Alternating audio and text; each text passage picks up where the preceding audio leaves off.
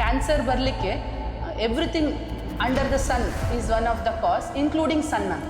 Vitamin D ಬೇಕಿದ್ರೆ sun rays ಬೇಕೇ ಬೇಕು ಅಂತ ಹೇಳ್ತಾರೆ. ಸನ್ಸ್ಕ್ರೀನ್ ಉಪಯೋಗಿಸಿದ ನಂತರ ಬರುವಂತ ಕಿರಣಗಳಿರ್ತದೆ, ಅದರಿಂದಲೂ ನಮಗೆ ವೈಟಮಿನ್ ಡಿ ಉತ್ಪತ್ತಿ ಆಗುತ್ತೆ. ಅದರಿಂದಾಗಿ ಅದರ ಬಗ್ಗೆ ಚಿಂತೆ ಮಾಡ್ಬೇಕಂತ ಹೇಳಿ. ಸನ್ಸ್ಕ್ರೀನ್ ಕೆಲವರು ಹೇಳ್ತಾರೆ ಯೂಸ್ ಮಾಡ್ಬೋದು ಅಂತ, ಕೆಲವರು ಹೇಳ್ತಾರೆ ಯೂಸ್ ಮಾಡಬಾರ್ದು ಅಂತ. ಸನ್ಸ್ಕ್ರೀನ್ ಇನ್ಫ್ಯಾಕ್ಟ್ ಕ್ಯಾನ್ಸರ್ ಇಂದ ಪ್ರೊಟೆಕ್ಷನ್ ಮಾಡುತ್ತೆ. ಈಗ IT ಕಂಪನಿಯಲ್ಲಿ ಕೆಲಸ ಮಾಡೋರು ಕೂಡ ಸನ್ಸ್ಕ್ರೀನ್ ಹಾಕ್ಲೇಬೇಕು. ಸಿಸ್ಟಮ್ ಇಂದ ಮುಂದೆ ಇದ್ರೇನು ಅದು ರೇಡಿಯೇಷನ್ ಬರುತ್ತೆ. ಇಂಡಿಯನ್ ಸ್ಕಿನ್ಗೆ ಕ್ಯಾನ್ಸರ್ ಬರೋದಿಲ್ಲ. ನಮಗೆ ಜಾಸ್ತಿ ಪಾಮ್ಸ್ ಅಂಡ್ ಸೋಲ್ಸ್ ಅಲ್ಲಿ, ನೇಲ್ಸ್ ಅಲ್ಲಿ ಬರ್ಲಿಕ್ಕೆ ಚಾನ್ಸ್ ಇದೆ. ನೇಲ್ ಎಕ್ಸ್ಟೆನ್ಷನ್ ಎಲ್ಲ ಮಾಡ್ತಾರೆ ಇವಾಗ. ಈಗ ಇತ್ತೀಚೆಗೆ UK ಗೈಡ್ಲೈನ್ಸ್ ಅಲ್ಲಿ ಜೆಲ್ ನೇಲ್ಸ್ ಎಲ್ಲ ಬ್ಯಾನ್ ಮಾಡಿದ್ದಾರೆ. ಫರ್ಟಿಲಿಟಿ ಪ್ರಾಬ್ಲಮ್ಸ್ ಬರ್ತಾ ಇದೆ. ಇಮಿಡಿಯೇಟ್ ಗ್ಲೋ ಆಗಕ್ಕೆ ಸಮ್ ಪಾಕಿಸ್ತಾನಿ ಫೇರ್ನೆಸ್ ಕ್ರೀಮ್ ಆಗಿರ್ಬೋದು. ಇದಕ್ಕೆ ಮತ್ತೆ ಕ್ಯಾನ್ಸರ್ಗೆ ಸಂಬಂಧ ಇಲ್ಲ. ಮಾರ್ಕೆಟಲ್ಲಿ ತುಂಬಾ ಪ್ರಾಡಕ್ಟ್ ಸಿಗುತ್ತೆ, ಅದರಲ್ಲಿ ಒಂದು ಇಂಗ್ರೀಡಿಯೆಂಟ್ ದೂರ ಇಡಿ. ಯಾವುದು?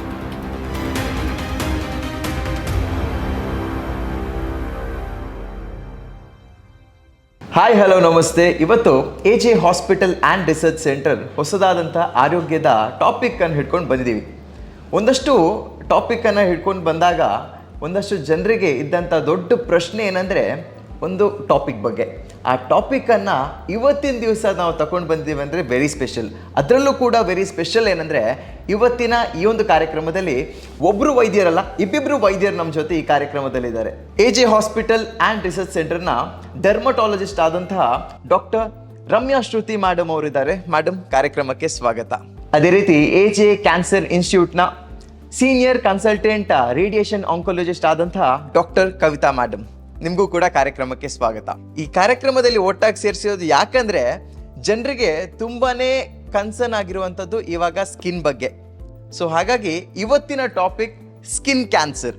ಆ ಸ್ಕಿನ್ ಕ್ಯಾನ್ಸರ್ ಬಗ್ಗೆ ಇವತ್ತು ನಾವು ಮಾತಾಡಲಿಕ್ಕೆ ನಿಮ್ಮ ಜೊತೆ ಇದ್ದೀವಿ ಮೇಡಮ್. ಫಸ್ಟ್ಗೆ ಟಾಪಿಕ್ ಸ್ಟಾರ್ಟ್ ಮಾಡೋಕ್ಕಿಂತ ಮುಂಚೆ ಸ್ಕಿನ್ ಕ್ಯಾನ್ಸರ್ ಅಂದರೆ ಏನು? ಸ್ಕಿನ್ ಕ್ಯಾನ್ಸರ್ ಅಂತ ಹೇಳಿದ್ರೆ ನಮ್ಮ ಕ್ಯಾನ್ಸರ್ ಸೆಲ್ಗಳು, ಅಂದ್ರೆ ದೇಹದಲ್ಲಿರುವ ಸೆಲ್, ಜೀವಕೋಶ ಅಂತ ಏನು ಹೇಳ್ತೀವಿ, ಅದು ತನ್ನ ನಿಯಂತ್ರಣವನ್ನ ಮೀರಿ ಅಸಹಜವಾಗಿ ಬೆಳಿಲಿಕ್ಕೆ ಶುರುವಾದಾಗ ಅದು ಕ್ಯಾನ್ಸರ್ ಆಗಿ ಪರಿವರ್ತನೆ ಆಗುತ್ತೆ.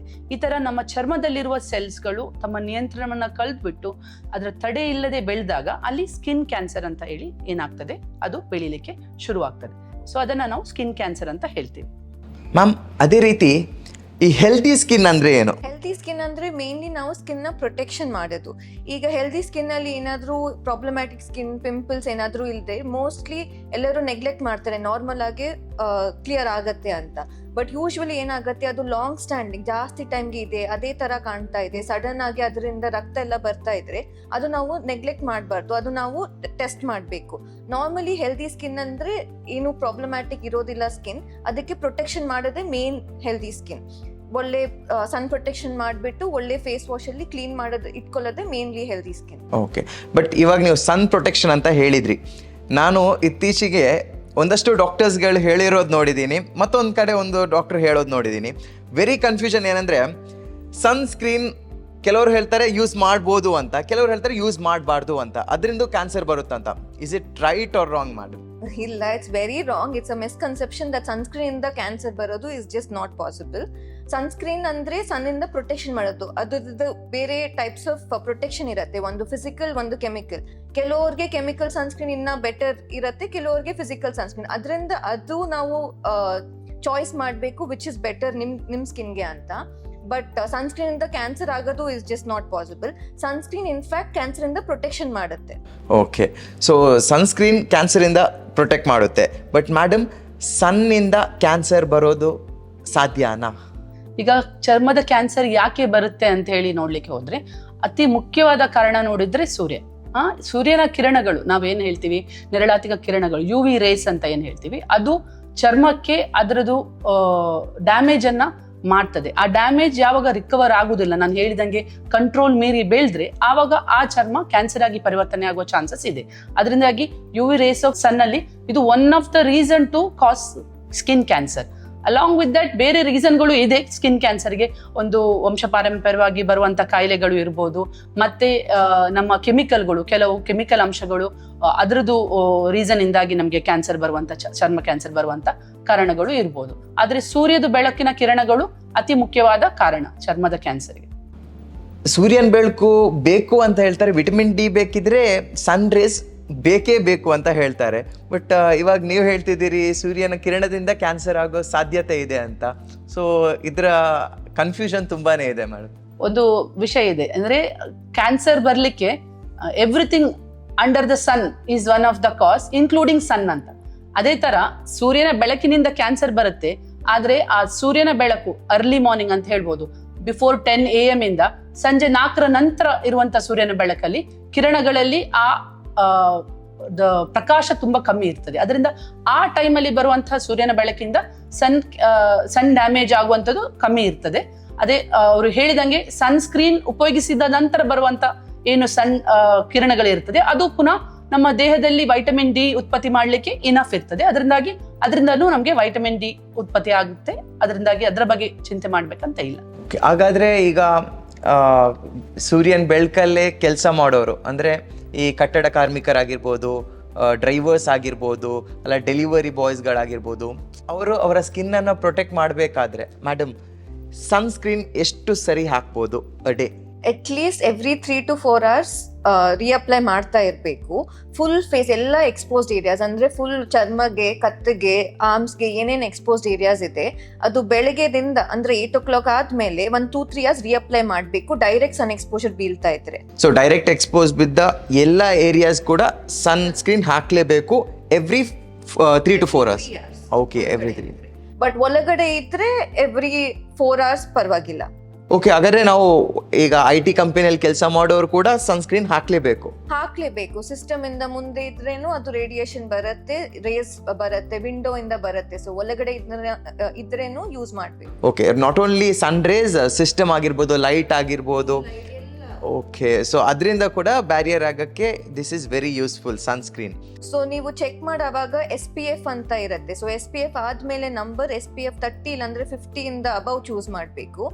ಅಂಡ್ PA ರೇಟಿಂಗ್ ಅಂತಾನು ಇರುತ್ತೆ. ಸೊ 3+ ಇಲ್ಲಾಂದ್ರೆ 4+ ರೇಟಿಂಗ್ ನ ಚೆಕ್ ಮಾಡಿಬಿಟ್ಟು ಅದನ್ನೇ ರಿಅಪ್ಲೈ ಮಾಡ್ತಾ ಇರ್ಬೇಕು. ಓಕೆ, ನೋಡಿದ್ರಲ್ಲ, ಸನ್ಸ್ಕ್ರೀನ್ ಯೂಸ್ ಮಾಡಬೇಕಾದ್ರೆ SPF 30 or 50+ ಯೂಸ್ ಮಾಡ್ಬೇಕಂತ ಹೇಳಿದ್ರು. ಅದರಲ್ಲೂ ಕೂಡ PA 3+ ಅಲ್ಲೂ ಕೂಡ ಯೂಸ್ ಮಾಡ್ಬೇಕಂತ ಹೇಳಿದ್ರು. ಯಾಕಂದ್ರೆ ಸನ್ಸ್ಕ್ರೀನ್ ಯಾವಾಗಲೂ ಯೂಸ್ ಮಾಡಬೇಕು, ಅದರ ಬಗ್ಗೆ ಗೊತ್ತಿರಬೇಕಾದ್ರೆ ಕರೆಕ್ಟ್ ಆಗಿರುವಂಥ ಡರ್ಮಟಾಲಜಿಸ್ಟ್ ಹತ್ರ ಹೋಗ್ಬಿಟ್ಟೆ ಯೂಸ್ ಮಾಡಿ ಅಂತ ಹೇಳ್ತಾ, ಇವಾಗ ಮೇಡಮ್ ನೆಕ್ಸ್ಟ್ ಕೇಳ್ತಾ ಇದ್ದೀನಿ, ಇವಾಗ ಕ್ಯಾನ್ಸರ್, ಅದೂ ಕ್ಯಾನ್ಸರ್ ಅಂತ ಹೇಳಿದಾಗ ಈಗ ತುಂಬ ಭಯ ಆಗಿಬಿಟ್ಟಿದೆ. ಆ್ಯಂಡ್ ಆ ಕ್ಯಾನ್ಸರಲ್ಲೂ ಸ್ಕಿನ್ ಕ್ಯಾನ್ಸರ್ ಹೇಗೆ ಬರುತ್ತೆ ಮೇಡಮ್, ಅದನ್ನು ಹೇಗೆ ನಾವು ಕಂಡುಹಿಡಿಬೋದು? ಈಗ ಚರ್ಮದಲ್ಲಿ ಆಲ್ರೆಡಿ ಹೇಳಿದಂಗೆ ಸಾಮಾನ್ಯ ಚರ್ಮದ ಪ್ರಾಬ್ಲಮ್ಗಳು ಮತ್ತು ಸ್ಕಿನ್ ಕ್ಯಾನ್ಸರ್ನ ಪ್ರಾಬ್ಲಮ್ಗಳು ಅದರಲ್ಲಿ ವ್ಯತ್ಯಾಸ ಜಾಸ್ತಿ ಇರಲಿಕ್ಕಿಲ್ಲ. ಮಾಮೂಲಿಯಾಗಿ ಬರುವಂಥ ರ್ಯಾಶ್, ಅದು ಮಾಮೂಲಿ ರ್ಯಾಶ್ ಇರ್ಬೋದು, ಚರ್ಮದ ಕ್ಯಾನ್ಸರ್ ಸಂಬಂಧಪಟ್ಟದಿರ್ಬೋದು. ಮಾಮೂಲಿಯಾಗಿ ಇರುವಂತಹ ಮಚ್ಚೆಗಳು ಏನಿದೆ ಅದು ದೇಹದಲ್ಲಿ ಮಾಮೂಲಿಯಾಗಿ ಇರ್ತದೆ. ಕ್ಯಾನ್ಸರ್ ಆಗಿ ಪರಿವರ್ತನೆ ಆದ ಮಚ್ಚೆಗಳನ್ನ ವ್ಯತ್ಯಾಸ ಮಾಡೋದು ಸ್ವಲ್ಪ ಕಷ್ಟ ಆಗ್ಬೋದು. ಮಾಮೂಲಿಯಾಗಿ ನಾವು ಹೇಳುವಂಥದ್ದು ಲಕ್ಷಣಗಳು, ಯಾವುದೇ ಮಚ್ಚೆ ಅದು ಹೊಸತಾಗಿ ಬಂದು ಅದರಲ್ಲಿ ಅದರ ಸುತ್ತಳತೆ ಜಾಸ್ತಿ ಆಗ್ತಾ ಹೋಗ್ತಾ ಇದೆ, ಡೈಮೀಟರ್ ಜಾಸ್ತಿ ಆಗ್ತಾ ಹೋಗ್ತದೆ, ಇಲ್ಲ ಅದರ ಬಾರ್ಡರ್ಗಳು, ಅದರ ಶೇಪ್ ಚೇಂಜ್ ಆಗ್ತಾ ಇದೆ, ಎಸಿಮೆಟ್ರಿ ಇದೆ, ಅದು ಬಂದಾಗ ಅದರ ಕಲರ್ ಒಂದ ವ್ಯತ್ಯಾಸ ಬರ್ತಾ ಇದೆ. ಆ ತರ ಇದ್ದಾಗ ಮೊದಲು ಬೇರೆ ತರ ಕಾಣ್ತಾ ಇದ್ದದ್ದು ಈಗ ಇವಾಲ್ವ್ ಆಗಿ ಇನ್ನೊಂದು ತರ ಕಾಣಿಸ್ತಾ ಇದೆ. ಆ ತರ ಚಿಹ್ನೆಗಳು ಇದ್ದಾಗ, ಇಲ್ಲ ರಕ್ತಸ್ರಾವ ಆಗ್ತಾ ಇದೆ, ಅದರ ಗಾತ್ರ ಜಾಸ್ತಿ ಆಗ್ತಾ ಇದೆ, ಇದೆಲ್ಲ ಇರುವಾಗ ಅದು ಸ್ಕಿನ್ ಕ್ಯಾನ್ಸರಿನ ಲಕ್ಷಣಗಳಾಗಿರ್ಬೋದು.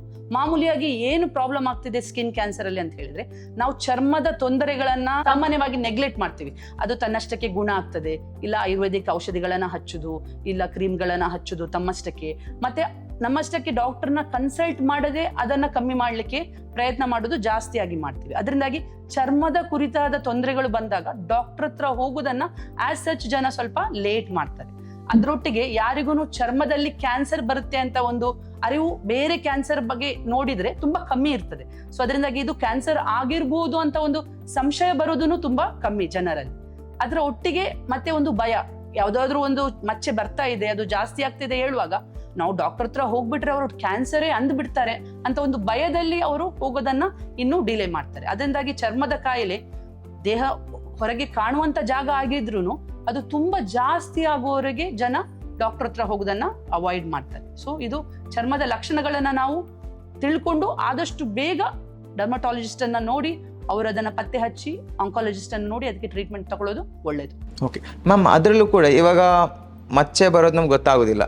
ಸೊ ಸಡನ್ ಆಗಿ ಒಂದು ಮಚ್ಚೆ ಬರುತ್ತೆ. ಈಗ ನನ್ನ ಕೈಯಲ್ಲಿ ಒಂದು ಮಚ್ಚೆ ಇದೆ, ಮಚ್ಚೆ ಬಂದಾಗ ಅದು ಕ್ಯಾನ್ಸರಾ ಅಲ್ವಾ ಅಂತ ನೋವು ಆದರೆ ಗೊತ್ತಾಗುವಂಥದ್ದು, ಇಲ್ಲ ಅದ್ರ ಗಾತ್ರ ದೊಡ್ಡದಾದ ಗೊತ್ತಾಗುವಂಥದ್ದು?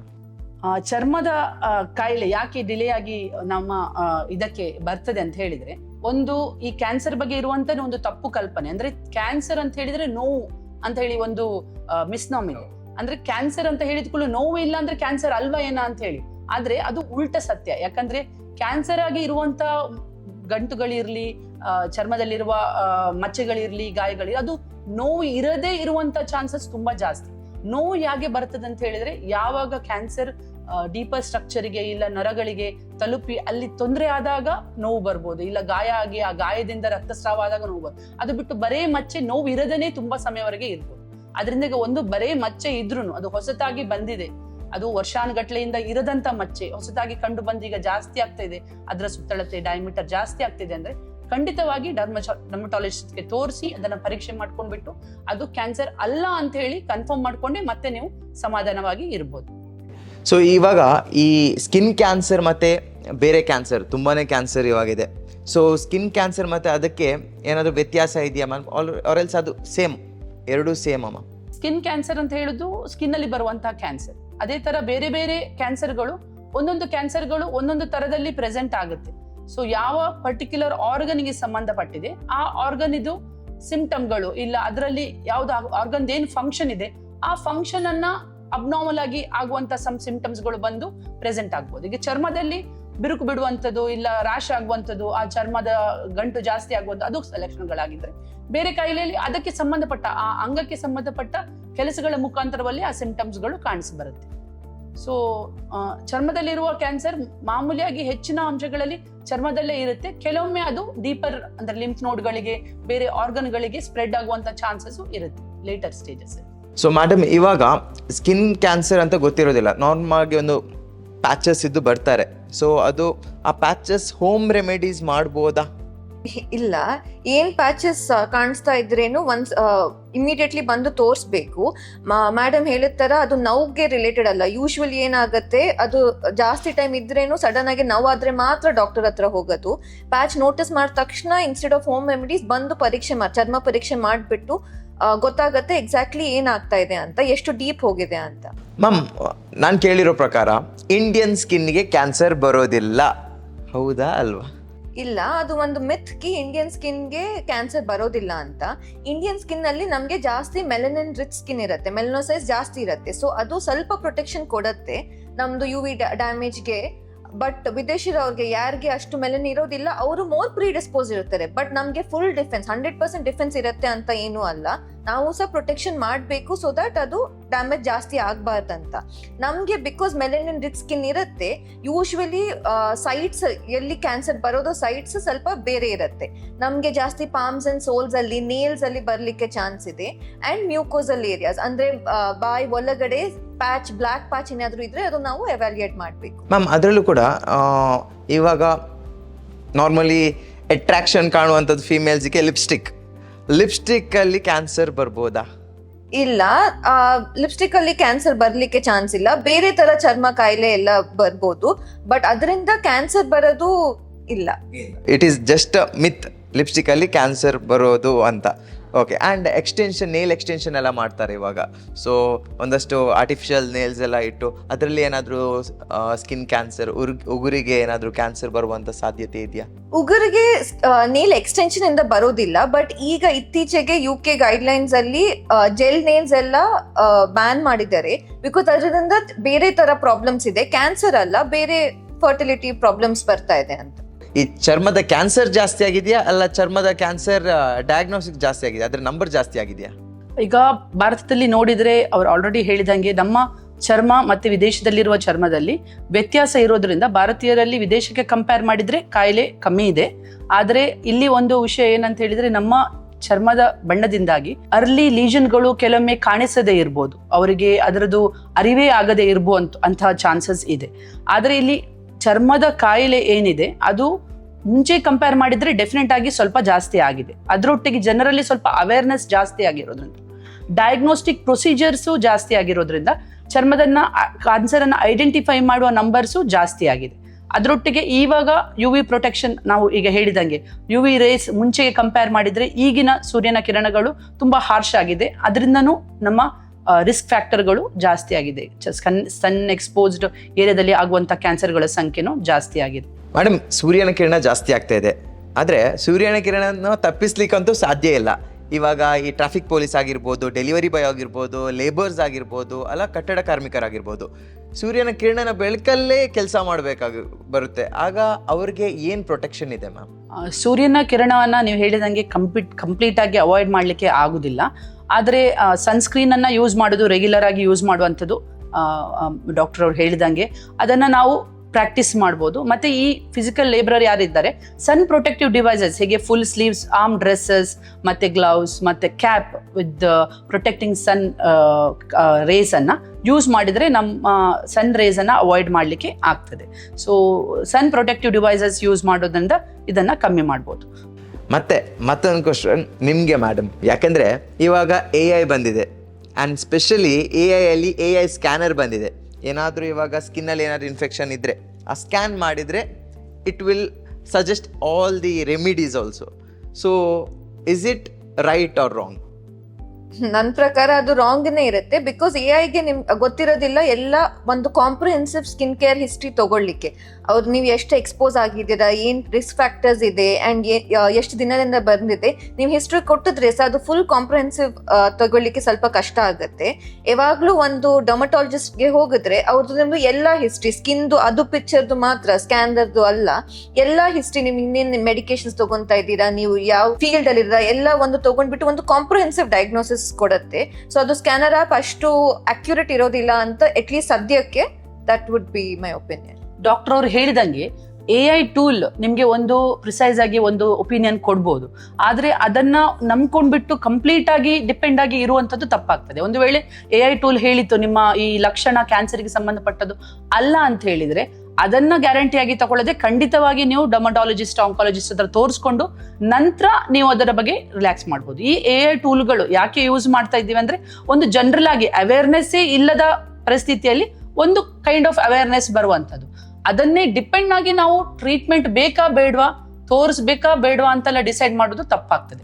ಸೊ ಈ ಒಂದು AI ಟೂಲ್ ನಿಮ್ಗೆ ಇಲ್ಲ ಕ್ಯಾನ್ಸರ್ ಲಕ್ಷಣ ಅಲ್ಲ ಅಂತ ಹೇಳಿದ್ರು ಕೂಡ ನೀವು ಖಂಡಿತವಾಗಿ ನಿಮ್ಮ ಡರ್ಮಟಾಲಜಿಸ್ಟ್ ಇಲ್ಲ ಆಂಕಾಲಜಿಸ್ಟ್ ಅನ್ನ ನೋಡಿ ನಿಮ್ಮ ಲೀಷನ್, ಹೊಸತಾಗಿ ಬಂದಿರುವಂತ ಲೀಷನ್ ಯಾವ ತರ ತೊಂದರೆ ಕೊಡ್ತಿದೆ ಅದನ್ನ ಪರೀಕ್ಷೆ ಮಾಡ್ಕೊಳ್ಳೋದು ಉತ್ತಮ.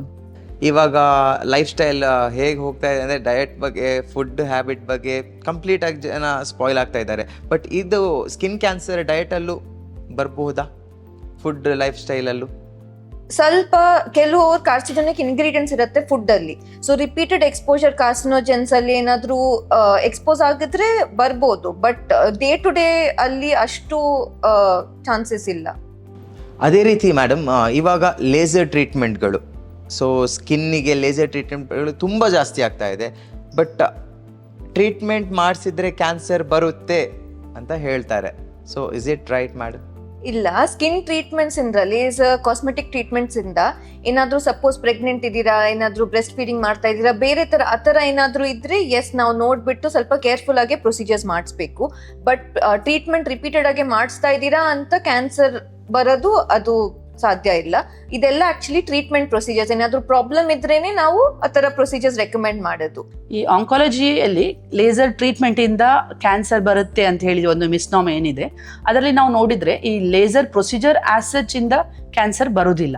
ಆದರೆ ನಾವು ಲೇಸರ್ ಟ್ರೀಟ್ಮೆಂಟ್ ಆದ್ಮೇಲೆ ಡರ್ಮಟಾಲಜಿಸ್ಟ್ ಒಂದಷ್ಟು ಗೈಡ್ಲೈನ್ಸ್ ಕೊಟ್ಟಿರ್ತಾರೆ, ನೀವು ಯಾವ ತರ ನಿಮ್ಮ ಸ್ಕಿನ್ ಅನ್ನ ಪೋಸ್ಟ್ ಟ್ರೀಟ್ಮೆಂಟ್ ಪ್ರೊಟೆಕ್ಟ್ ಮಾಡ್ಬೇಕಂತ. ಈ ಆ ಪ್ರೊಟೆಕ್ಷನ್ ಅನ್ನ ನೀವು ಮಾಡಲಿಲ್ಲ ಅಂತ ಅನ್ಕೊಳ್ಳಿ, ಇವಾಗ ನಿಮ್ಗೆ ಸನ್ ಎಕ್ಸ್ಪೋಜರ್ ಮಾಡಬಾರ್ದು ಅಂತ ಹೇಳಿ ಸ್ಟ್ರಿಕ್ಟ್ ಇನ್ಸ್ಟ್ರಕ್ಷನ್ ಕೊಟ್ಟಿರ್ತಾರೆ. ಬಟ್ ಆ ಲೇಸರ್ ಟ್ರೀಟ್ಮೆಂಟ್ ಟೈಮಲ್ಲಿ ನೀವು ಸನ್ ಎಕ್ಸ್ಪೋಸ್ ರಿಪೀಟ್ ಆಗಿ ಮಾಡ್ತಾ ಇದ್ದೀರಾ ಅಂತ ಹೇಳಿದ್ರೆ ಅದು ಆಲ್ರೆಡಿ ರಿಕವರಿ ಆಗ್ತಿರುವಂತಹ ಸ್ಕಿನ್ ಸೂರ್ಯನ ಬೆಳಕಿಗೆ ಡ್ಯಾಮೇಜ್ ಆದಂಗೆ ಆಗುತ್ತೆ. ಸೊ ಆ ಕಾರಣಗಳಲ್ಲಿ ಸಮ್ಟೈಮ್ಸ್ ಅವರು ಪೋಸ್ಟ್ ಟ್ರೀಟ್ಮೆಂಟ್ ಇರುವವರು ಆ ಥರದಲ್ಲಿ ನಾವು ಪೋಸ್ಟ್ ಟ್ರೀಟ್ಮೆಂಟ್ ಆದದಕ್ಕೆ ನಮಗೆ ಕಾಯಿಲೆ ಬಂತು ಅಂತ ಹೇಳುವಂಥ ಚಾನ್ಸಸ್ ಇರುತ್ತೆ.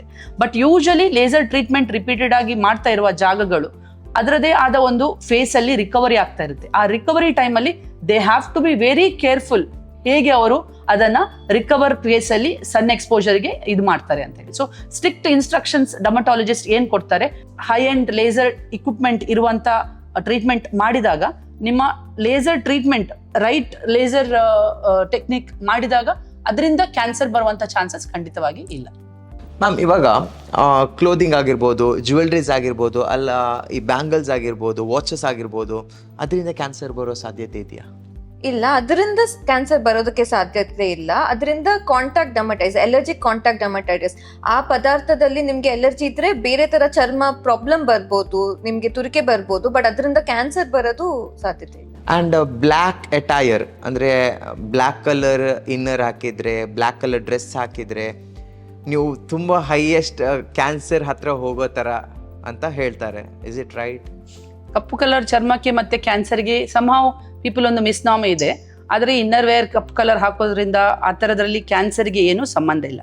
ಅದಕ್ಕೆ ಅವ್ರು ಹೇಳಿದಂಗೆ ಬಟ್ಟೆಗಳು ಕೆಲವು ಪಾರ್ಟ್ ಆಫ್ ದ ಬಾಡಿಯಲ್ಲಿ ಬಟ್ಟೆಗಳ ಫ್ರಿಕ್ಷನ್ ಇಂದಾಗಿ ಚರ್ಮದ ಅಲರ್ಜಿಗಳು ಇಲ್ಲ ಚರ್ಮದ ಇನ್ಫ್ಲಮೇಷನ್ಗಳು ಆಗುವಂಥ ಚಾನ್ಸಸ್ ಇದೆ. ಆದರೆ ಬಟ್ಟೆಗಳದು ಮತ್ತೆ ಆರ್ನಮೆಂಟ್ಗಳಿಂದ ಕ್ಯಾನ್ಸರ್ ಆಗುವಂಥದ್ದು ಚಾನ್ಸಸ್ ಇಲ್ಲ.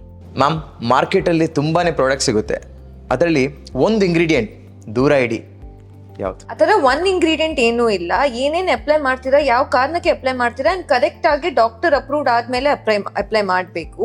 ಈಗ ಸಪೋಸ್ ಮಾರ್ಕೆಟ್ ಅಲ್ಲಿ ಟೆಟಿನಾಯ್ನ್ ಅಂತ ಅದು ಟ್ರೆಂಡ್ ಆಗ್ತಾ ಇದೆ, ಬಟ್ ಎಲ್ಲರೂ ಅದು ಯೂಸ್ ಮಾಡ್ಲಿಕ್ಕೆ ಆಗೋದಿಲ್ಲ. ಸಪೋಸ್ ನೀವು ಪ್ರೆಗ್ನೆಂಟ್ ಇದ್ದೀರಾ ಅಂಡ್ ಬ್ರೆಸ್ಟ್ ಫೀಡಿಂಗ್ ಮಾಡ್ತಾ ಇದ್ದೀರಾ, ಅದು ಆಕ್ಚುಲಿ ಬೇಬಿಗೆ ಟೆರಟೋಜೆನಿಕ್ ಇರುತ್ತೆ, ಹಾರ್ಮ್ಫುಲ್ ಇರುತ್ತೆ. ಸೊ ಎಲ್ಲ ಅಪ್ಲೈ ಮಾಡೋಕ್ ಮುಂಚೆ ಸುಮ್ಮನೆ ನೋಡ್ಬಿಟ್ಟು ಅಪ್ಲೈ ಮಾಡೋದಲ್ಲ, ಅದು ಕರೆಕ್ಟ್ ಆಗಿ ನಿಮ್ಗೆ ಸೇಫ್ ಇದೆಯಾ ಇಲ್ಲ ಅಂತ ಯೂಸ್ ಮಾಡಬೇಕು. ಆ ತರಾನೇ ಬೇರೆ fairness product, skin light, fair light ಅಲ್ಲಿ ಆಕ್ಚುಲಿ ಚರ್ಮಗೆ ಲಾಂಗ್ ಟರ್ಮ್ ಅಪ್ಲೈ ಮಾಡಿದ್ರೆ ಅದಕ್ಕೆ ಚರ್ಮ ಸ್ಪಾಯ್ಲ್ ಆಗುತ್ತೆ. ಸೊ ಏನಾದ್ರೂ ಅಪ್ಲೈ ಮಾಡ್ತಾ ಇದ್ರೆ ಅದ್ರದ್ದು ಇಂಗ್ರೀಡಿಯೆಂಟ್ ಸ್ವಲ್ಪ ನೋಡ್ಬಿಟ್ಟು ಅಪ್ಲೈ ಮಾಡಬೇಕು. ಒಂದ್ ಇಂಗ್ರೀಡಿಯೆಂಟ್ ಆ ತರ ಅವಾಯ್ಡ್ ಮಾಡ್ಲಿಕ್ಕೆ ಏನಿಲ್ಲ. ಈಗ ಮಾರ್ಕೆಟ್ ಅಲ್ಲಿ ಪ್ಯಾರಾಬೆನ್ ಫ್ರೀ, ಸಲ್ಫೇಟ್ ಫ್ರೀ ಅಂತ ಬರ್ತಾ ಇದೆ, ಅದು ಡೈರೆಕ್ಟ್ಲಿ ಹಾರ್ಮ್ಫುಲ್ ಇರೋದಿಲ್ಲ. ಕೆಲವರಿಗೆ ಅದರಿಂದ ಸೆನ್ಸಿಟಿವಿಟಿ ಇರುತ್ತೆ, ಅವರು ಸೆನ್ಸಿಟಿವ್ ಸ್ಕಿನ್ ಇರೋರು ಅದನ್ನ ಅವಾಯ್ಡ್ ಮಾಡಬೇಕು. ಬಟ್ ಅದು ಡೈರೆಕ್ಟ್ಲಿ ಕ್ಯಾನ್ಸರ್ ಕಾಸ್ ಮಾಡತ್ತಂತ ಏನು ರೆಕಾರ್ಡ್ಸ್ ಇಲ್ಲ. And one more thing ma'am, ಇವಾಗ ಮಾರ್ಕೆಟಲ್ಲಿ ಇಮಿಡಿಯೇಟ್ ಗ್ಲೋ ಆಗೋಕ್ಕೆ ಪಾಕಿಸ್ತಾನಿ ಫೇರ್ನೆಸ್ ಕ್ರೀಮ್ ಆಗಿರ್ಬೋದು, ಆ್ಯಂಡ್ ಒಂದಷ್ಟು ತುಂಬ ಈಗ ಟ್ರೆಂಡಿಂಗ್ ಆಗ್ತಾ ಇದೆ. So is it good or bad? Bad. ಏನಾದ್ರೂ ಒಂದು ಪ್ರಾಡಕ್ಟ್ ನಿಮ್ಗೆ ಫುಲ್ ಫೇರ್ನೆಸ್ ಕೊಡುತ್ತೆ, ಇಮಿಡಿಯೇಟ್ ಆಗಿ ಇನ್ಸ್ಟೆಂಟ್ ಫೇರ್ನೆಸ್ ಕೊಡುತ್ತೆ ಅಂದ್ರೆ ಅದು ನಿಮ್ದು ಚರ್ಮಗೆ ಲಾಂಗ್ ಟರ್ಮ್ ಸೇಫ್ ಇರೋದಿಲ್ಲ. ಅಂಡ್ ಅದು ಲಾಂಗ್ ಟರ್ಮ್ ಎಫೆಕ್ಟ್ ನಿಮ್ದು ಚರ್ಮಗೆ ಆಕ್ಚುಲಿ ಸ್ಪಾಯ್ಲ್ ಆಗ್ಬಿಟ್ಟು ಅದರಿಂದ ಪಿಗ್ಮೆಂಟೇಶನ್ ಟ್ರೀಟ್ ಮಾಡ್ಲಿಕ್ಕೆ ಜಾಸ್ತಿ ಟೈಮ್ ಆಗತ್ತೆ, ಇನ್ನ ಹಾರ್ಮ್ಫುಲ್ ಆಗತ್ತೆ. ಸೊ ಏನೇನು ಆತರ ಇನ್ಸ್ಟೆಂಟ್ ಫೇರ್ನೆಸ್ ಪ್ರಾಮಿಸ್ ಮಾಡತ್ತೋ ಅದರಿಂದ ನೀವು ದೂರ ಇರ್ಬೇಕು. ಮಾಮೂಲಿಯಾಗಿ ಈ ಪ್ರಾಡಕ್ಟ್ಗಳಿಗೆ ಅಪ್ರೂವಲ್ ಅಂತ ಇರ್ತದೆ. ಮೋಸ್ಟ್ ಆಗಿ ಅಪ್ರೂವಲ್ ಆಗಿರುವಂತಹ ಪ್ರಾಡಕ್ಟ್ಗಳು ಸೇಫ್ ಆಗಿರ್ತದೆ, ಅದರ ಬಗ್ಗೆ ಚಿಂತೆ ಮಾಡ್ಬೇಕಂತಿಲ್ಲ. ಮತ್ತೆ ಅವರು ಹೇಳಿದಂಗೆ particular thing to particular skin, whether it is ಅಲರ್ಜಿಕಾ ಇಲ್ಲ ಅಂತ ಹೇಳಿ ನೋಡ್ಕೊಂಡ್ಬಿಟ್ಟು ಅಪ್ಲೈ ಮಾಡೋದು. ಮತ್ತೆ ಇದಕ್ಕೆ ಮತ್ತೆ ಕ್ಯಾನ್ಸರ್ಗೆ ಸಂಬಂಧ ಇಲ್ಲ. ಓಕೆ, ಅದು ನೀವು ಏನಾದರೂ ಯೂಸ್ ಮಾಡಬೇಕಾದ್ರೆ ಡರ್ಮಟೋಲಜಿಸ್ಟ್ ಹತ್ರ ಕನ್ಸೆಂಟ್ ಆಗಿ ಬಟ್ಟು ಯೂಸ್ ಮಾಡಿದ್ರೆ ಒಳ್ಳೇದು. ಹೆಚ್ಚಿನ ಪ್ರಾಡಕ್ಟ್ಗಳು ಮಾರ್ಕೆಟ್ ಅಲ್ಲಿ ಸಿಗುವ ಪ್ರಾಡಕ್ಟ್ಗಳಿಗೆ ಮತ್ತೆ ನೀವು ನಿಮ್ಮ ಸ್ಕಿನ್ ಟೈಪ್ ಅನ್ನ ಡರ್ಮಟಾಲಜಿಸ್ಟ್ ಹತ್ರ ಟೆಸ್ಟ್ ಮಾಡ್ಕೊಂಡು ಹಾಕೋ ಪ್ರಾಡಕ್ಟ್ಗಳಿಗೆ ಡೆಫಿನೆಟ್ ಆಗಿ ಐ ಥಿಂಕ್ ಟೆಸ್ಟ್ ಮಾಡ್ಕೊಂಡು ಪ್ರಾಡಕ್ಟ್ ಅನ್ನ ಯೂಸ್ ಮಾಡಿದ್ರೆ ಬೆನಿಫಿಟ್ ಜಾಸ್ತಿ ಅಂತ ಅನ್ಸುತ್ತೆ. ಫಸ್ಟ್ ನೀವು ಬಂದವಾಗ ಸ್ಕಿನ್ ಕ್ಯಾನ್ಸರ್ ಏನಾದ್ರೂ ಡೌಟ್ ಇದ್ರೆ ನಾವು ಡರ್ಮೋಸ್ಕೋಪ್ ಅಲ್ಲಿ ಫಸ್ಟ್ ಎಕ್ಸಾಮಿನ್ ಮಾಡ್ತೀವಿ. ಅದರಲ್ಲಿ ನಮ್ಗೆ ಏನಾದ್ರೂ ಸ್ಕಿನ್ ಚೇಂಜಸ್ ಗೊತ್ತಾಗ್ತಾ ಇದೆ, ಕ್ಯಾನ್ಸರ್ದು ಡೌಟ್ ಇದ್ರೆ ನಾವು ಅದರದ್ದು ಬಯೋಪ್ಸಿ ಅಂದ್ರೆ ಚಿಕ್ಕ ಚರ್ಮ ಪರೀಕ್ಷೆ ತೆಗೆದ್ಬಿಟ್ಟು ಲ್ಯಾಬ್ಗೆ ಕಳಿಸಿ ನಾವು ಡಯಾಗ್ನೋಸ್ ಮಾಡ್ತೀವಿ. ಅದರ ಜೊತೆ ಒಂದು ಟೀಮ್ ಸೆಟಪ್ ಮಾಡ್ಬಿಟ್ಟು ಆಂಕಾಲಜಿ ಜೊತೆ ಡಯಾಗ್ನೋಸಿಸ್ ಅಂಡ್ ಟ್ರೀಟ್ಮೆಂಟ್ಗೆ ಬರ್ತೀವಿ. ಮ್ಯಾಮ್, ಈಗ ಭಾರತದಲ್ಲಿ ಯಾವ ಹಂತದಲ್ಲಿ ಈ ಸ್ಕಿನ್ ಕ್ಯಾನ್ಸರ್ಗೆ ಯಾವ ಟ್ರೀಟ್ಮೆಂಟ್ ಇದೆ? ಪೇಷಂಟ್ಗಳು ಅರ್ಲಿ ಕ್ಯಾನ್ಸರ್ ಸ್ಟೇಜಲ್ಲಿ ಬಂದಾಗ ಕಂಪ್ಲೀಟ್ ಆಗಿ ಕ್ಯಾನ್ಸರನ್ನು ಕ್ಯೂರ್ ಮಾಡಲಿಕ್ಕೆ ಆಗ್ತದೆ. ಅದೇ ನಾನು ಹೇಳಿದಂಗೆ ನಮ್ಮ ಚಿಹ್ನೆಗಳನ್ನು ಗುರುತಿಸ್ಕೊಂಡ್ಬಿಟ್ಟು ನಾವು ಡರ್ಮಟಾಲಜಿಸ್ಟ್, ಆಂಕಾಲಜಿಸ್ಟ್ ತೋರಿಸ್ಕೊಂಡ್ರೆ ಕಂಪ್ಲೀಟ್ ಕ್ಯೂರ್ ಮಾಡಲಿಕ್ಕೆ ಸಾಧ್ಯ ಇದೆ. ಅದೇ ಥರ ನಾವು ಕ್ಯಾನ್ಸರ್ ಬಂದ್ಬಿಟ್ಟು surgery, radiation therapy, chemotherapy, immunotherapy ಅಂತ ಬೇರೆ ಬೇರೆ ಥರದ್ದು ಟ್ರೀಟ್ಮೆಂಟ್ ಫೆಸಿಲಿಟಿಗಳು ನಮ್ಮ ಇಂಡಿಯಾದಲ್ಲಿ ಫೆಸಿಲಿಟಿಗಳು ಅವೈಲೇಬಲ್ ಇದೆ. ನಮ್ಮ AJ ಹಾಸ್ಪಿಟಲಲ್ಲಿ ಬಂದ್ಬಿಟ್ಟು ನಾವು ಎಲ್ಲ ಥರದ ಕ್ಯಾನ್ಸರ್ಗಳಿಗೆ ಇವರು ಡಾಕ್ಟರ್ ಹೇಳಿದಂಗೆ ಡರ್ಮಟಾಲಜಿಸ್ಟ್, ಆಂಕಾಲಜಿಸ್ಟ್ ಒಂದು ಟ್ಯೂಮರ್ ಬೋರ್ಡ್ ಮಾಡಿ ನಾವು ಕ್ಯಾನ್ಸರ್ಗಳ ಬಗ್ಗೆ ಡಿಸ್ಕಸ್ ಮಾಡಿ ಯಾವ ಥರದ್ದು ಸ್ಟೇಜಿಗೆ ಯಾವ ಥರದ್ದು ಟ್ರೀಟ್ಮೆಂಟ್ ಬೇಕಂತ ಹೇಳಿ ಡಿಸೈಡ್ ಮಾಡಿಬಿಟ್ಟು ಟ್ರೀಟ್ಮೆಂಟ್ ಮಾಡ್ತೀವಿ. Most of the very small lesions can be excised and can be treated. ಅದೇ ಥರ ಜಾಸ್ತಿ ಕಡೆ ಸ್ಪ್ರೆಡ್ ಆಗಿದೆ ಕ್ಯಾನ್ಸರ್ ಅಂತ ಹೇಳಿದ್ರೆ ಅಂಥವರಿಗೆ ಇಮ್ಯುನೊಥೆರಪಿ, ಕೀಮೊಥೆರಪಿ ಅಂತ ಔಷಧಿಗಳು ಬೇಕಾಗ್ತದೆ. ಸೊ ಮಾಮೂಲಿಯಾಗಿ ನಾವು ಲೋಕಲೈಸ್ಡ್ ಟ್ರೀಟ್ಮೆಂಟ್ ಇರುವಂತ ಲೋಕಲೈಸ್ಡ್ ಏರಿಯಾದಲ್ಲಿ ಕ್ಯಾನ್ಸರ್ ಇರುವಂತ ಪೇಷಂಟ್ಗಳಿಗೆ ಲೋಕಲ್ ರೇಡಿಯೇಷನ್ ಅಂತ ಎಲೆಕ್ಟ್ರಾನ್ ಥೆರಪಿಗಳನ್ನು ಅಂತ ಮಾಡರ್ನ್ ರೇಡಿಯೇಷನ್ ಥೆರಪಿಗಳನ್ನ ಕೊಟ್ಟು ಅದನ್ನ ಗುಣ ಮಾಡ್ಲಿಕ್ಕೆ ಸಾಧ್ಯ ಇದೆ. ನಮ್ಮ ಎಜೆ ಕ್ಯಾನ್ಸರ್ ಇನ್ಸ್ಟಿಟ್ಯೂಟ್ ಅಲ್ಲಿ ನಾವು ಎಲ್ಲಾ ತರದ ಕ್ಯಾನ್ಸರ್ ಟ್ರೀಟ್ಮೆಂಟ್ಗಳು ಕಾಂಪ್ರಹೆನ್ಸಿವ್ ಕ್ಯಾನ್ಸರ್ ಕೇರ್ ಅವೈಲೇಬಲ್ ಇದೆ. ಇಲ್ಲಿ ನಾವು ಕ್ಯಾನ್ಸರ್ ವಿವಿಧ ಹಂತಗಳಲ್ಲಿ ಬಂದ ಪೇಷಂಟ್ಗಳಿಗೆ ಯಾವ ಟ್ರೀಟ್ಮೆಂಟ್ ಬೇಕಂತ ನಾವು ಒಂದು ಟ್ಯೂಮರ್ ಬೋರ್ಡ್ ಅಲ್ಲಿ ಡಿಸ್ಕಸ್ ಮಾಡಿ ಯಾವ ಸ್ಟೇಜ್ ಇದು ಯಾವ ಪೇಷಂಟಿಗೆ ಯಾವ ತರ ಟ್ರೀಟ್ಮೆಂಟ್ ಬೇಕಾಗ್ತದೆ ಅಂತ ನೋಡ್ಬಿಟ್ಟು ಮಾಡ್ತೀವಿ. ಈ ಸ್ಕಿನ್ ಕ್ಯಾನ್ಸರ್ಗೆ ಬಂದ್ಬಿಟ್ಟು ಸರ್ಜರಿ, ರೇಡಿಯೇಷನ್, ಇಮ್ಯುನೊಥೆರಪಿ, ಕೀಮೊಥೆರಪಿ ಆ ತರ ಬೇರೆ ಬೇರೆ ಟ್ರೀಟ್ಮೆಂಟ್ಗಳೇ ಇದೆ. ಅದು ಯಾವ ಪರ್ಟಿಕ್ಯುಲರ್ ಕ್ಯಾನ್ಸರ್ಗೆ, ಈಗ ನಮ್ಮ ಕಾಮನ್ ಆಗಿ ದೇಶದಲ್ಲಿ ಕಂಡು ಬರುವಂತ ಕ್ಯಾನ್ಸರ್ಗಳು BCC, ಬೇಸಲ್ ಸೆಲ್ ಕಾರ್ಸಿನೋಮ್ ಅಂತ ಏನ್ ಹೇಳ್ತೀವಿ, ಅದಕ್ಕೆ ಲೋಕಲ್ ಎಕ್ಸಿಷನ್ಗಳು ಸಾಕಿರ್ತದೆ. ಅಂತದಕ್ಕೆ local excision, local topical treatments, ಮತ್ತೆ ಸ್ಕ್ವಾಮಸ್ ಸೆಲ್ ಕಾರ್ಸಿನೋಮಗಳಿಗೆ ಸಮಟೈಮ್ಸ್ ಲಿಂಫ್ ನೋಡಿಗೆಲ್ಲ ಸ್ಪ್ರೆಡ್ ಆಗಿದ್ರೆ ಅವರಿಗೆ ರೇಡಿಯೇಷನ್ ಟ್ರೀಟ್ಮೆಂಟ್, ಮತ್ತೆ ಆಲ್ಸೋ ಸೂಪರ್ಫಿಷಿಯಲ್ ಎಲೆಕ್ಟ್ರಾನ್ ಟ್ರೀಟ್ಮೆಂಟ್. ನಮ್ಮ ಮಾಡರ್ನ್ ಲಿನಾಕ್ ಸೆಟಪ್ ಅಲ್ಲಿ ನಮಗೆ ಎಲೆಕ್ಟ್ರಾನ್ ಟ್ರೀಟ್ಮೆಂಟ್ ಕೊಡ್ಲಿಕ್ಕೆ ಫೆಸಿಲಿಟಿ ಇದೆ. ಅದೇ ತರ ಕೀಮೊಥೆರಪಿಯನ್ನು ಅಡ್ವಾನ್ಸ್ ಕೇಸಸ್ಗಳಲ್ಲಿ ಕೆಲವು ಕೇಸ್ಗಳಿಗೆ ಕೀಮೊಥೆರಪಿ ಬೇಕಿದ್ದಾಗ ಕೀಮೊಥೆರಪಿ, ಇಮ್ಯುನೊಥೆರಪಿಗಳನ್ನು ಕೊಡಲಾಗ್ತದೆ. ಆ್ಯಂಡ್ ಇಷ್ಟೊತ್ತು ಈ ಇಷ್ಟೆಲ್ಲ ಟಾಪಿಕ್ ಬಗ್ಗೆ ಮಾತಾಡಿದ್ವಿ. ಬಟ್ ಫೈನಲ್ ಒಂದು 3 ಸಜೆಷನ್ ಫಾರ್ ದಿ ಆಡಿಯನ್ಸ್, ನೋಡೋವಂಥವ್ರಿಗೆ ಒಂದು 3 ಸಜೆಷನ್ ಕೊಡಬೇಕಾದ್ರೆ what is the best 3 suggestion from your side ma'am? ಮುಖ್ಯವಾಗಿ ನಾವು ಆಲ್ರೆಡಿ ನೋಡಿದ್ವಿ ರಿಸ್ಕ್ ಫ್ಯಾಕ್ಟರ್ಗಳು ಕ್ಯಾನ್ಸರ್ಗೆ, ಸ್ಕಿನ್ ಕ್ಯಾನ್ಸರ್ಗೆ ಸಂಬಂಧಪಟ್ಟಾಗಿ ಸೂರ್ಯನ ಬೆಳಕು. ಸೊ ಸೂರ್ಯನ UV ಕಿರಣವನ್ನ ಪ್ರೊಟೆಕ್ಟ್ ಮಾಡ್ಲಿಕ್ಕೆ ಹೇಗೆ ಸಾಧ್ಯ ಇದೆ ಅದನ್ನ ನಾವು ಖಂಡಿತವಾಗಿ ಮಾಡ್ಬೋದು. ಒಂದು ಪರ್ಸನಲ್ ಪ್ರೊಟೆಕ್ಟಿವ್ ಡಿವೈಸ್ ಗಳನ್ನ ಹಾಕುವಂಥದ್ದು, ಕ್ಯಾಪ್ ಇರ್ಬೋದು, ಫುಲ್ ಸ್ಲೀವ್ ಡ್ರೆಸ್ಗಳಿರ್ಬೋದು, ಸನ್ಸ್ಕ್ರೀನ್ ಗಳನ್ನ ಯೂಸ್ ಮಾಡುವಂಥದ್ದು, ಅದು ಖಂಡಿತವಾಗಿ ಮಾಡಬೇಕು. ಮತ್ತೊಂದು ಬಂದ್ಬಿಟ್ಟು ನಮ್ಮ ಸ್ಕಿನ್ ಬಗ್ಗೆ ನಮ್ಗೊಂದು ಅವೇರ್ನೆಸ್ ಇರಬೇಕು. ಸೊ ನಮ್ಮ ಸ್ಕಿನ್ ಅಲ್ಲಿ ಯಾವುದೇ ಒಂದು ಮಚ್ಚೆ ಇರ್ಬೋದು, ಯಾವುದೇ ಒಂದು ಕಲೆ ಇರ್ಬೋದು, ಅದನ್ನ ಸುಮ್ಮನೆ ಇದು ತೊಂದರೆ ಇಲ್ಲ ಅಂತ ಅನ್ಕೊಳ್ಳೋ ಮುಂಚೆ ಒಂದು ಸಲ ಪರೀಕ್ಷೆ ಮಾಡ್ಕೊಂಡ್ಬಿಟ್ಟು ಅದು ಕ್ಯಾನ್ಸರ್ಗೆ ಸಂಬಂಧಪಟ್ಟದು ಅಲ್ಲ ಅಂತ ತಿಳ್ಕೊಂಡ್ಬಿಟ್ಟು ಮತ್ತೆ ಸಮಾಧಾನವಾಗಿರೋದು ಬೆಟರ್ ಅಂತ ಅನ್ಸುತ್ತೆ. ಅದೇ ತರ ಒಂದು ಹೆಲ್ದಿ ಲೈಫ್ ಸ್ಟೈಲ್ ಇಂದಾಗಿ ನಾವು ನಮ್ಮ ಕ್ಯಾನ್ಸರ್ ಬರುವಂತ ಚಾನ್ಸಸ್ಗಳನ್ನು ಅದರೊಟ್ಟಿಗೆ ಅದನ್ನ ಬಲು ಬೇಗ ಡಿಟೆಕ್ಟ್ ಮಾಡುವಂತ ರೀತಿಯಲ್ಲಿ ನಾವು ಮಾಡ್ಕೊಂಡ್ಬಿಟ್ಟು ಇದರಿಂದ ಕ್ಯಾನ್ಸರ್ ಫ್ರೀ ಆಗಿ ಇರ್ಬೋದು.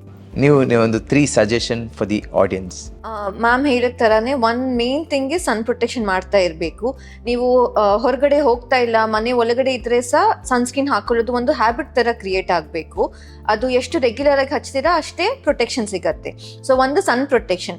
ಅದ್ರ ಜೊತೆ ನೀವೇನಾದ್ರೂ ಜಾಸ್ತಿ ಸನ್ ಎಕ್ಸ್ಪೋಜರ್ ಇದ್ದೀರಾ ನಿಮ್ದು ಆಕ್ಯುಪೇಷನ್ ಅಲ್ಲಿ, ಇಲ್ಲಾಂದ್ರೆ ನೀವು ವೆಕೇಶನ್ಗೆ ಹೋಗೋವಾಗ ಜಾಸ್ತಿ ಸೂರ್ಯಕಿರಣ ಬೀಳ್ತಾ ಇದ್ರೆ, even full sleeve, full pant cloth ಜೊತೆ ಒಂದು ಹ್ಯಾಟ್, ಸನ್ ಗ್ಲಾಸಸ್ ಎಲ್ಲ ಜೊತೆ ಪ್ರೊಟೆಕ್ಷನ್ ಮಾಡ್ತಾ ಇರಬೇಕು. ಅಂಡ್ ಅದು ರೆಗ್ಯುಲರ್ ಆಗಿ ಮಾಡ್ತಾ ಇರಬೇಕು. ಅದರ ಜೊತೆ ಏನಾದ್ರೂ ರೇಡಿಯೇಷನ್ಗೆ ಎಕ್ಸ್ಪೋಜರ್ ಇದ್ರೆ ಪರ್ಸನಲ್ ಪ್ರೊಟೆಕ್ಷನ್ ಡಿವೈಸಸ್ ಯೂಸ್ ಮಾಡಿಬಿಟ್ಟು ಪ್ರೊಟೆಕ್ಷನ್ ಮಾಡೋದೇ ಮೇನ್ ಪ್ರಿವೆನ್ಷನ್. ಅದರಲ್ಲಿ ಲಾಸ್ಟ್ಲಿ ಜಾಸ್ತಿ ಪ್ರಾಸೆಸ್ ಫುಡ್ ಅವಾಯ್ಡ್ ಮಾಡಬೇಕು. ಹೋಲ್ ಫುಡ್ಸ್, ಹೆಲ್ದಿ ಫುಡ್ಸ್ ತಿನ್ಲಿಕ್ಕೆ ಟ್ರೈ ಮಾಡಬೇಕು. ಆ್ಯಂಡ್ ಫೈನಲಿ ಮ್ಯಾಮ್, ನಿಮ್ಮನ್ನ ಭೇಟಿ ಆಗಬೇಕಾದ್ರೆ AJ ಹಾಸ್ಪಿಟಲಲ್ಲಿ ಯಾವಾಗ ನೀವು ಅವೈಲೇಬಲ್ ಇದ್ದೀರಾ? AJ ಹಾಸ್ಪಿಟಲ್ 9 ಇಂದ 12:30 ತನಕ ಇರ್ತೀನಿ. ಆ್ಯಂಡ್ ಮೇಡಮ್, ನೀವು ಯಾವಾಗ ಅವೈಲೇಬಲ್? ನಾವು ವಾರದ ಎಲ್ಲ ದಿನಗಳಲ್ಲಿ ಇರ್ತೀವಿ. ಭಾನುವಾರ ಒಂದು ಬಿಟ್ಟು ಯಾವಾಗ ಪೇಷಂಟಿಗೆ ಅಗತ್ಯ ಇದೆನೋ ಆವಾಗ ನಾವು ಅಲ್ಲಿ ಅವೈಲೇಬಲ್ ಇರ್ತೀವಿ. ನೋಡಿದ್ರಲ್ಲ ವೀಕ್ಷಕರೇ, ಕ್ಯಾನ್ಸರ್ ಬಗ್ಗೆನೂ ಮಾತಾಡಿದ್ವಿ, ಸ್ಕಿನ್ ಬಗ್ಗೆನೂ ಮಾತಾಡಿದ್ವಿ, ಒಟ್ಟಿಗೆ ಸೇರಿಸಿ ಸ್ಕಿನ್ ಕ್ಯಾನ್ಸರ್ ಬಗ್ಗೆನೂ ಮಾತಾಡಿದ್ವಿ. ನಿಮ್ಮ ಆರೋಗ್ಯ ನಿಮ್ಮ ಕೈಯಲ್ಲಿ. ಯಾಕೆ ಹೇಳ್ತಿದ್ದೀನಿ ಅಂದರೆ, ಒಂದು ಸಣ್ಣ ಮಚ್ಚೆ ಕೂಡ ಅದರಲ್ಲಿ ಬದಲಾವಣೆ ಆದರೆ ಕೂಡ ಅದನ್ನು ಜಾಗ್ರತೆ ಮಾಡಿ, ಯಾಕೆಂದರೆ ಅದು ಕೂಡ ಕ್ಯಾನ್ಸರ್ಗೆ ಪರಿಣಾಮ ಆಗ್ಬೋದು ಅಂತ ಹೇಳ್ತಾ, ಯಾವುದಾದ್ರೂ ಹೆಲ್ತ್ ಟಾಪಿಕ್ ಬಗ್ಗೆ ನಿಮ್ಮ ತಲೆಯಲ್ಲಿದ್ದರೆ ನೀವು ಕಾಮೆಂಟ್ ಮುಖಾಂತರ ನಮಗೆ ಸಜೆಸ್ಟ್ ಮಾಡ್ಬೋದು. ಆ್ಯಂಡ್ ಡೆಫಿನೆಟ್ಲಿ ನಾವು ಆ ಒಂದು ಹೆಲ್ತ್ ಟಾಪಿಕ್ ಬಗ್ಗೆ ಮಾತಾಡ್ತೀವಿ. ಮತ್ತೊಂದ್ಸರಿ ಥ್ಯಾಂಕ್ ಯು ಸೋ ಮಚ್.